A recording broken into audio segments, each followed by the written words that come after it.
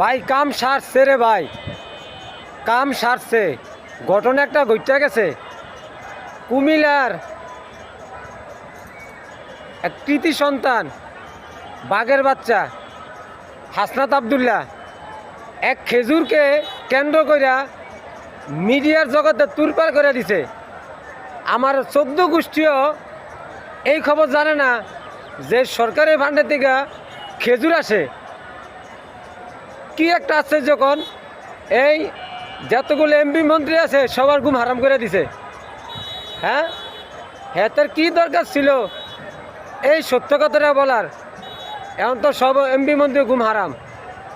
খেজুর বরাদ্দ আসে, আমার লাইফ তো শেষ। আমার 14 গোষ্ঠী জানে না যে সরকারি ভান্ডার থেকে এলাকার এমপি যে দাঁড়ায় তার আন্ডারে খেজুর আছে মসজিদ প্রতিটা মসজিদে খেজুর দেওয়ার জন্য, এলাকার জন্য, জনতার জন্য।